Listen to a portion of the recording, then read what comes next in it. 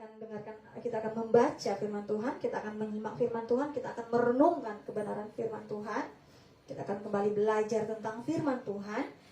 Kali ini kita akan belajar dalam kitab Matius. Sama-sama kita akan membuka di dalam kitab Matius pasal 13.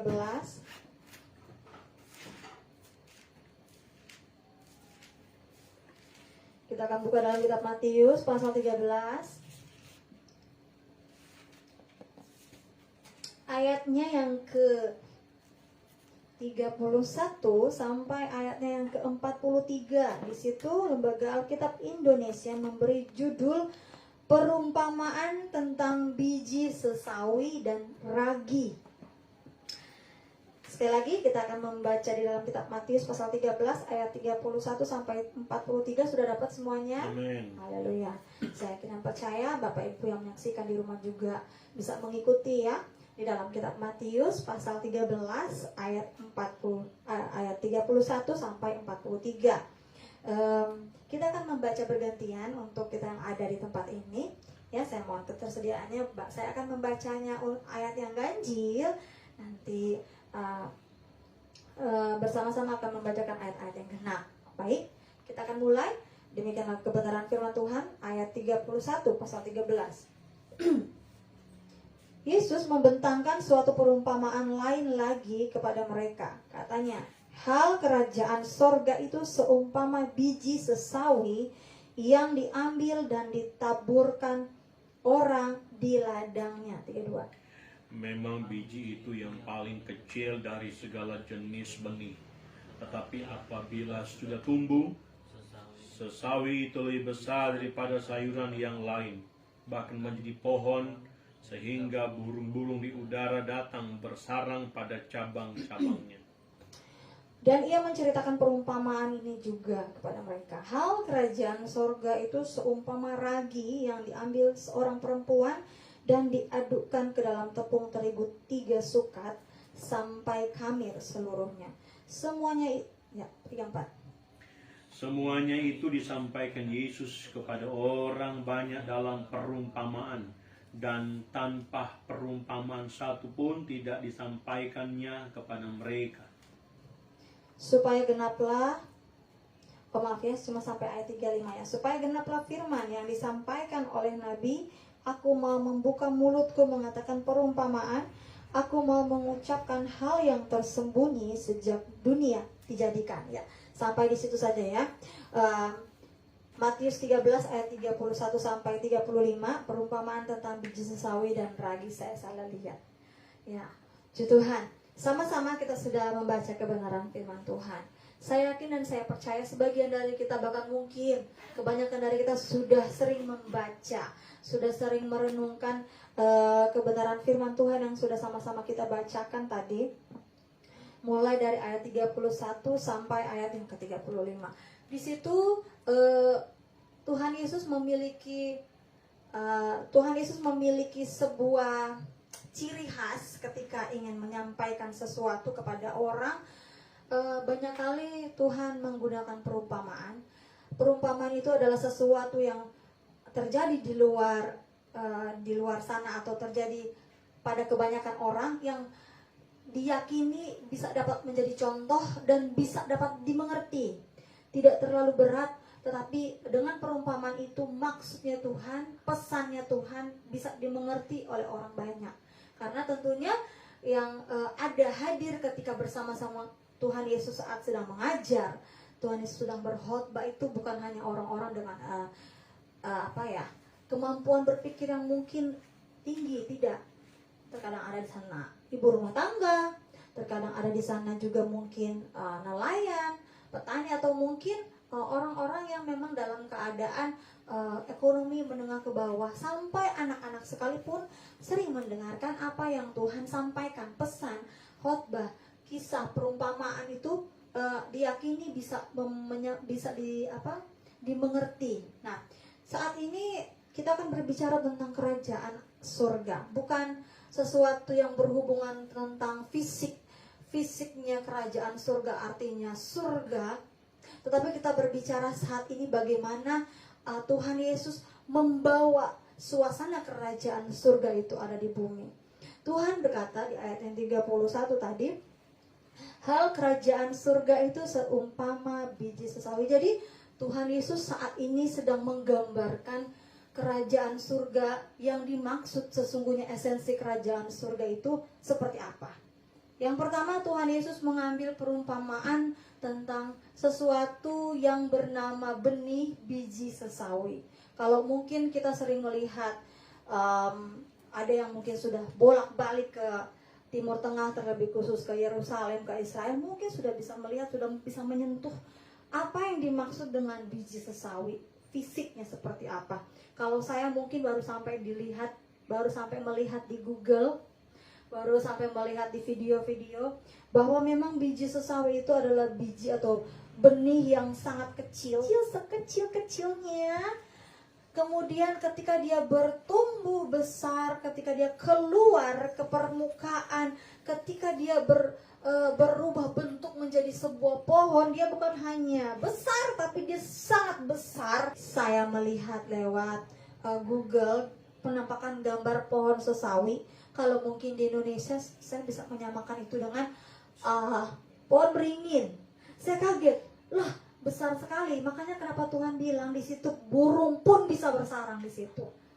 Ternyata dari sesuatu benih biji yang amat sangat kecil, kemudian ketika dia bertumbuh, berakar bertumbuh, dia menjadi sebuah pohon yang sangat besar dan bermanfaat bagi makhluk yang lain. Nah, itu kemudian Tuhan memperumpamakan kerajaan Allah yang coba dibawa oleh Tuhan, kerajaan surga yang coba diperkenalkan oleh Yesus kepada bangsa Israel saat itu, kepada kita umat-umat Tuhan. Pada awalnya ketika Tuhan mencoba untuk meletakkan dasar, untuk bisa meletakkan dasar, bisa menunjukkan, bisa memperlihatkan apa sih yang dimaksud dengan kerajaan surga secara suasana, secara atmosfer. Bukan kerajaan surga dalam artian surga, tetapi dalam artian suasana kerajaan surga. Sesuatu itu dimulai dari ketidakadaan, dimulai dari sesuatu yang kecil, lalu kemudian ketika dia bertumbuh, Tuhan membuat suasana kerajaan surga ini kemudian bisa terlihat oleh orang banyak.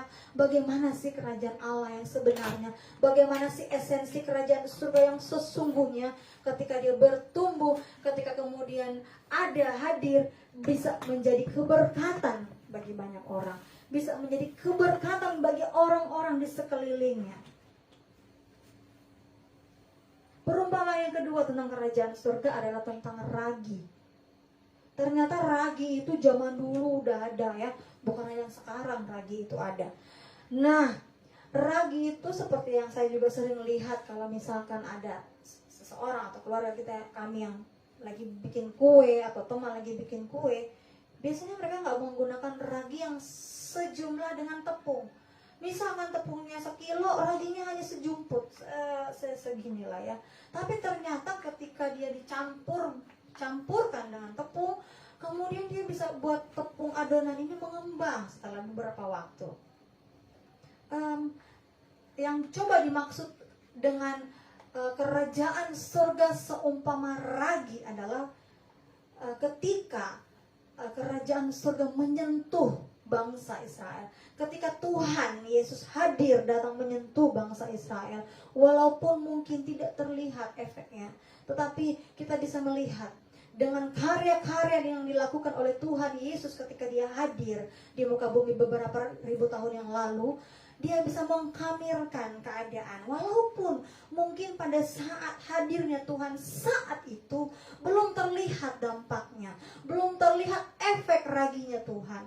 Tetapi ketika Tuhan pergi kembali ke surga, ketika kemudian Tuhan mendelegasikan tugasnya untuk memberitakan kerajaan surga kepada murid-muridnya dan kepada kita sebagai umat-umat Tuhan sampai saat ini, kita bisa melihat efek raginya Tuhan yang sudah mengkamirkan pertama mungkin daerah Israel dan kemudian seluruh dunia. Tuhan bisa menjangkau seluruh bangsa dengan kasih-Nya. Ragi atau kamir yang Tuhan sebarkan, yang Tuhan nyatakan, yang Tuhan berikan kepada bangsa, baik seluruh bangsa maupun bangsa Israel maupun kita saat ini adalah kasih. Yang meskipun mungkin tidak terlihat pada awalnya, Tuhan sudah menyatakan dirinya, dia adalah kasih. Tuhan sudah menyatakan dirinya bahwa Tuhan datang ke dunia ini untuk bisa menyelamatkan orang. Orang banyak, siapapun yang mau percaya kepada Tuhan. Dan sedikit banyak, mulai saat itu, orang-orang mulai percaya. Orang-orang mulai terkamirkan, mulai merasakan efeknya, dampaknya, sehingga kerajaan surga yang sesungguhnya itu bisa ada di muka bumi ini. Karena esensi kerajaan surga yang sesungguhnya ketika datang ke dunia ini adalah lewat kasih. Tuhan menunjukkan bahwa ini loh kerajaan surga yang sesungguhnya. Ketika kita memberikan kasih kepada sesama kita, ketika Tuhan kemudian menyatakan mengorbankan dirinya untuk seluruh dunia ini, dia menyatakan kerajaan surga sudah turun dalam kehidupan manusia. Ini yang merupakan contoh yang kedua. Jadi contoh yang pertama adalah bagaimana biji sesawi itu bisa bertumbuh dan bermanfaat bagi makhluk ciptaan Tuhan yang lainnya. Yang kedua, bagaimana ragi yang kemudian bisa mengkamirkan adonan dan kemudian bisa bermanfaat bagi adonan itu untuk dibuat roti atau dan sebagainya. Begitu pula halnya kerajaan surga yang tadinya mungkin tidak dianggap, yang tadinya mungkin tidak dilihat, tidak dirasa. Ketika Tuhan datang ke dunia ini, Tuhan menyatakan kerajaan surga bahwa sesungguhnya kerajaan surga itu seperti ini loh. Saya hadir di dunia ini, saya ingin menyelamatkan, saya kerajaan surga, saya ingin membawa juga umat-umat Tuhan ada menikmati yang namanya atmosfer kerajaan surga yang sesungguhnya. Itu juga yang menjadi harapan Tuhan di dalam kehidupan kita sebagai orang-orang yang percaya kepada Tuhan. Hendaknya kita membawa atmosfer kerajaan surga saat ini. Kita nggak hidup di 2000 tahun yang lalu. Kita hidup di tahun 2021. Bagaimana cara kita bisa membawa atmosfer kerajaan surga di tahun 2021 kepada semua orang? Ya khususnya tentunya kepada orang-orang yang ada di sekitar kita. Contohnya ragi, dia akan menghamirkan tentunya adonan di sekitarnya dia. Dia tidak akan bisa menghamirkan adonan di mangkok atau loyang atau wadah yang lain, enggak.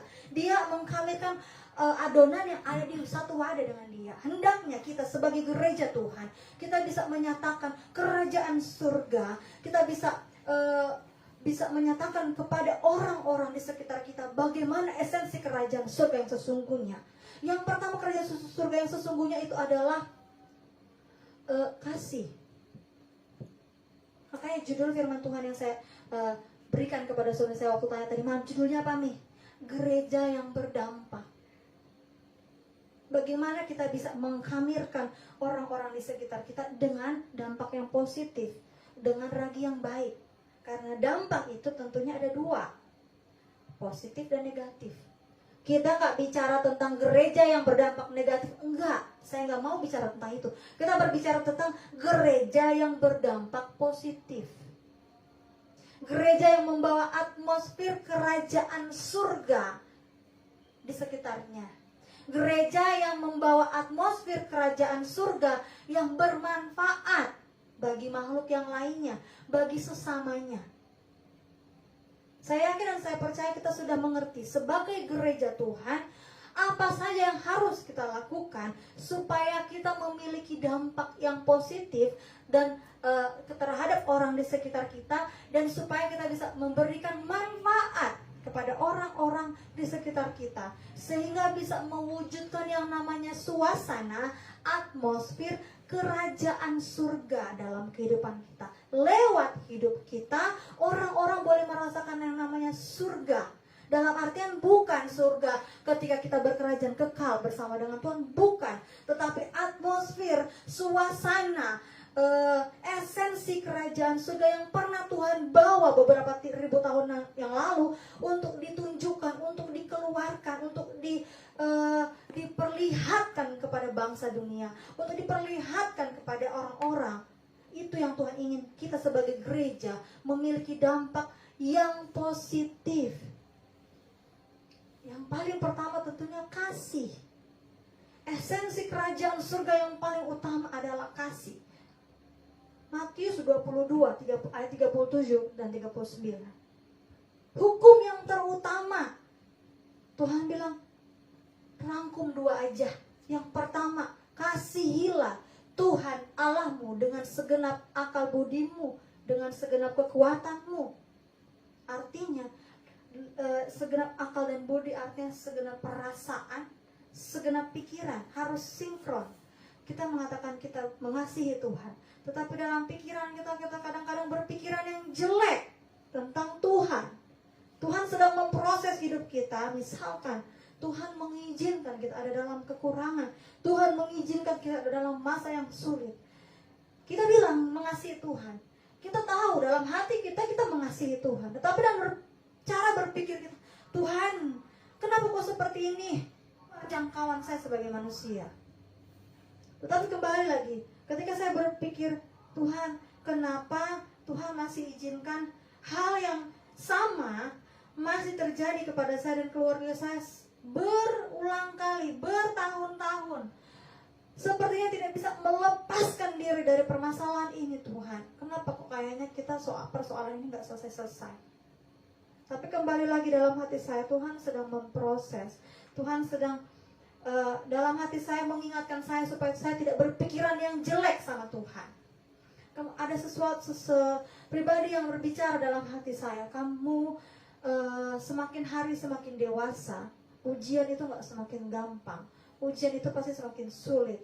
Dan kemudian ketika kamu menyatakan diri sebagai orang yang dewasa di dalam Tuhan, benar-benar mau dewasa dalam Tuhan, proses itu gak akan pernah berhenti.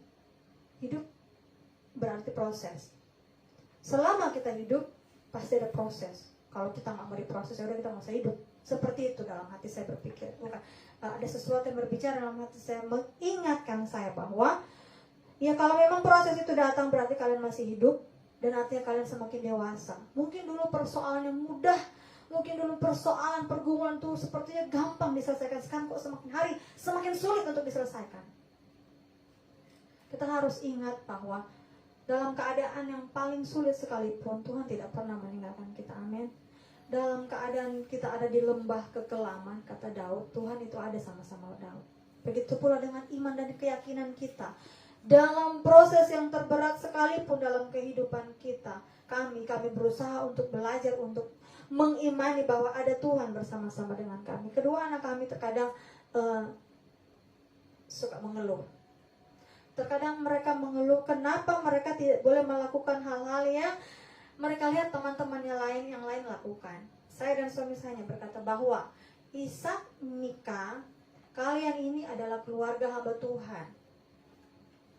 Kita tidak bisa menyamakan diri kita sama orang-orang yang ada di luar sana. Contohnya,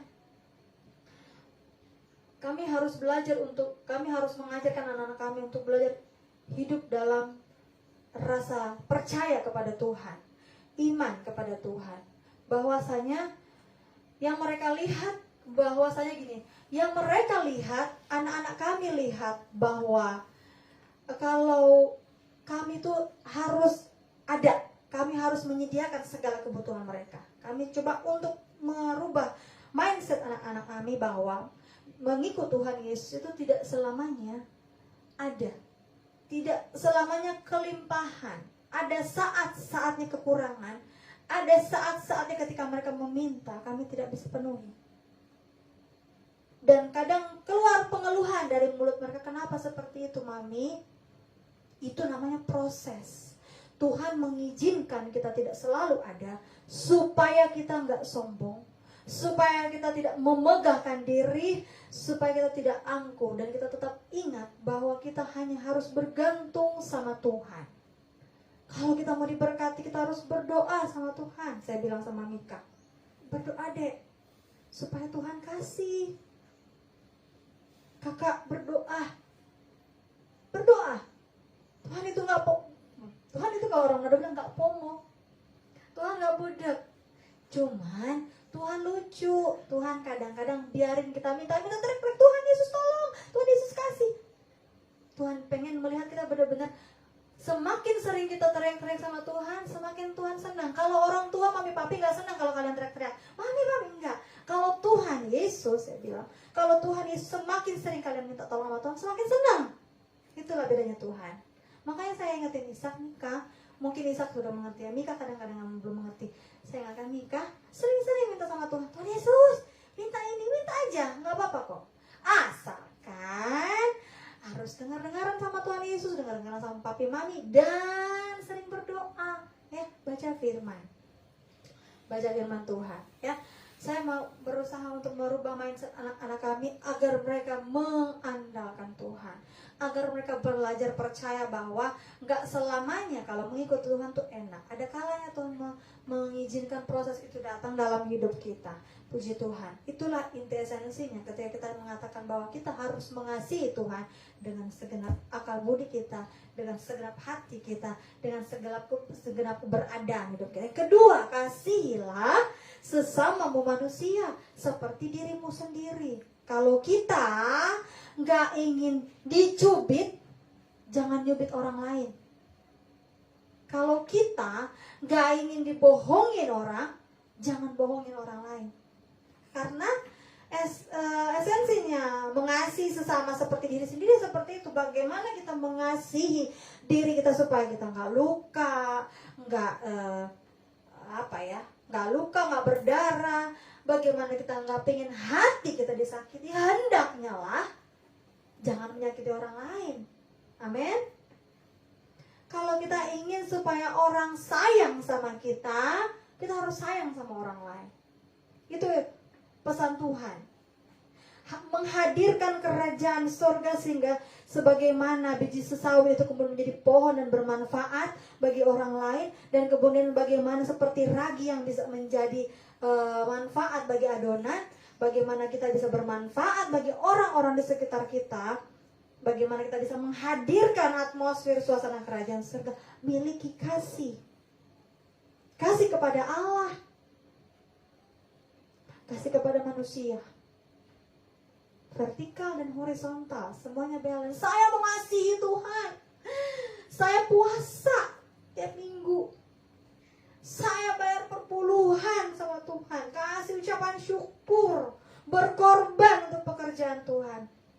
Tapi ketemu teman yang lain, ketemu teman tahu nggak, si B kan begini, dia beli mobil baru tuh, nyicil tuh, padahal ngutang tuh dia, padahal ketemu si A, katanya si B, kamu tuh ngutang mobil loh, nyicil.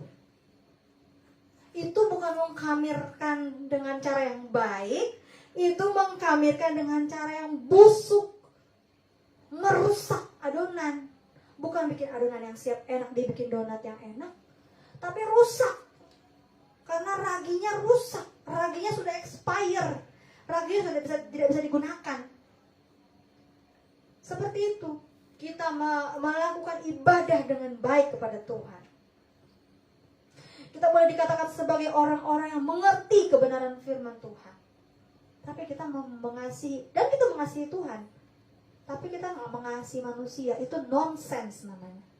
Omong kosong. Ketika seseorang bilang, saya mengasihi Tuhan, saya mengerti firman Tuhan dari Kejadian sampai Wahyu sampai Kejadian, bolak-balik, saya hafal mati di luar kepala, apalah itu bahasanya. Tapi ketika kita tidak menyentuh bagian yang dikatakan mengasihi sesama manusia seperti mengasihi diri sendiri, itu omong kosong. Kita mulai menyakiti orang lain, merasa diri kita paling benar sendiri, orang lain yang salah. Kita yang benar, seluruh dunia ini salah. Itu gak benar. Gak mengasihi namanya. Tapi kalau kita bilang kita mengasihi orang lain udah ngomongin A, B, C, D, gak peduli. Saya tetap sayang sama dia, saya mengerti dia, saya tahu dia orangnya seperti apa. Ya udah, sampai di situ aja. Cukup didengar aja, cukup tahu aja. Tapi saya tetap mengasihi dia. Itu yang baru dikatakan sebagai pribadi yang membawa atmosfer kerajaan surga di bumi ini. Ketika ada orang yang menjelekkan dia, ketika ada orang yang memanas-manasi dia, ketika ada orang yang menyakiti dia, dia tidak membalas dengan menyakiti. Cukup sampai tahu, oke, selesai. Kita kemudian tidak menjadi ragi yang rusak. Ya, kita tetap menjaga hidup kita benar kepada Tuhan dan kepada sesama. Apapun image orang kepada kita. Kita pertahankan diri kita itu kudus, benar ya hadapan Tuhan dan hadapan sesama kita. Walaupun terkadang penilaian manusia itu berbeda dengan penilaian Tuhan. Mungkin di hadapan manusia, Bro Adler mah seperti ini, terlalu banyak tingkah, terlalu banyak gaya. Tapi it's just the way he is. Dia emang, Bro Adler tuh kebanyakan gaya dari ujung kepala sampai ujung kepala sampai ujung kaki, padahal cuma perintisan. Saya dengar, tapi saya bilang, ya emang udah begitu orangnya. Dia mudah, tetapi setidaknya dia tidak menyakiti Tuhan, dia tidak menyinggung perasaan orang lain, dia menggunakan apa yang Tuhan beri dalam hidupnya, ya dia pakai maksimal untuk Tuhan. Why not? Ya udah. Kami belajar untuk menerima setiap pernyataan-pernyataan negatif tentang kami olah dalam kepala kami jadikan itu renungan dalam hati kami harus lebih baik di hadapan Tuhan dan tidak menyakiti manusia. Itulah yang menjadi esensi tentang sebuah kerajaan surga yang hadir di muka bumi. Bapak Ibu, saudara berkati Tuhan, saya tidak panjang lebar. Pesan firman Tuhan pada pagi menjelang siang hari ini adalah, hendaklah kita dimanapun kita pergi dan berada, kita menjadi pribadi-pribadi yang menjadi duta-duta kerajaan surga, yang membawa atmosfer kerajaan surga di muka bumi ini lewat kasih yang kita miliki, kasih kepada Tuhan, kasih kepada sesama, dan itu kita lakukan hari demi hari. Dan saya yakin dan percaya Tuhan akan menyatakan pertolongan pembelaannya. Tuhan akan membedakan kita dengan orang-orang yang lain.